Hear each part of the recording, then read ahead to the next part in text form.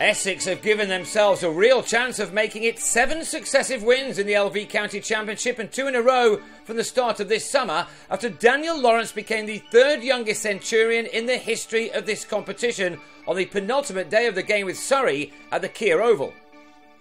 Lawrence, 17 years and 290 days old, started his memorable day by getting the runs he needed to secure his maiden first-class 50 in what is just his 2nd game. He needed 98 balls for it and had struck 5 fours and a 6, but this was only just the start. Essex lost their night watchman Jamie Porter in the morning's 3rd over, with Zafar Ansari celebrating his England call-up with an LBW.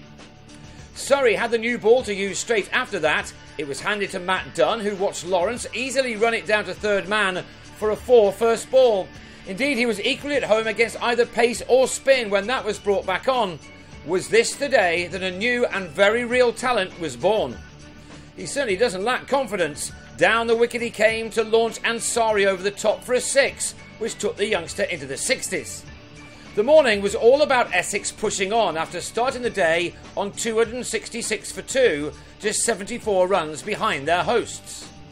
That deficit was down to just a single when James Foster gave a pumped-up Tom Curran a wicket, Gareth Batty holding on in the slips.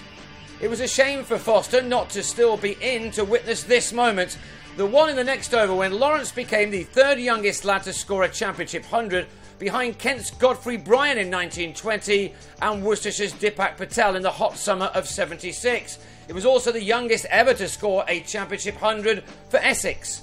He reached 3 figures off 146 balls with 11 fours and 2 sixes. Away from him for a moment, this was a troublesome morning for Surrey, who were smashed around the park at times while Jay Dernbach headed for a scan on his side strain. 150 runs were scored in the 29 overs which were delivered in the morning. The situation was tailor-made for Jesse Ryder, who was able to come out and play his shots. And play them he did. Worried about being hit down the ground, when Batty dropped in too short, he was pulled instead for a 6 by the hard-hitting Kiwi. By the time lunch arrived, the score read 416 for 4, with the lead standing on 76. Lawrence helping himself to 84 runs in the morning to head off on 132. Both men were raising their bats soon after the restart. Ryder got to his 50 off 62 balls, an innings containing 5 fours and 1 6. And next ball it was 150 for Lawrence, who must have now started to think a little ahead to the possibility of bettering Dominic Sibley, who hit a double ton on this ground aged just over 18 a couple of summers ago. What made this all the more amazing was the rate in which the lad who plays for Chingford was scoring his runs at. The 150 was posted off only 199 balls. From those, he had by now found the boundary on 15 occasions and cleared it twice. With that done, it was time for Essex to go ballistic. Ryder hit an absolutely huge 6 off Ansari, who then pitched one up to get rid of the batsman LBW on the sweep. Ryder on his way for 57. Lawrence's sensational knock was also ended by Ansari in his next over, the late cut ending with a nick behind. Rightly, the youngster was given a great ovation as he left with 161 runs to his name, having batted for 4.5 hours. He left perhaps initially thinking what might have been, but once the disappointment of getting out had gone, he would have been able to reflect on a wonderful achievement as he now watched Greg Smith and Kishan Vellani add yet more runs, taking the total close to 500. Just before they got there, Ansari grabbed his 4th wicket. Vellani bowled for 15. But that brought in Graham Napier. The game set up very nicely for a man who equalled a world record of hitting 16 sixes in an astonishing 196 made against his opposition a few years back. He was soon on his way once again, hitting perfectly good balls for 4 or 6. Surrey would have wanted him out before too much damage was caused, but Essex are a side rightly filled with confidence right now. Napier took 19 runs off 1 over from Ansari, the first ball heading a very long way as the all-rounder raced to a 50 off 48 balls with the second of his 3 maximums. Smith meanwhile went almost unnoticed in accumulating his own half-century off 70 deliveries.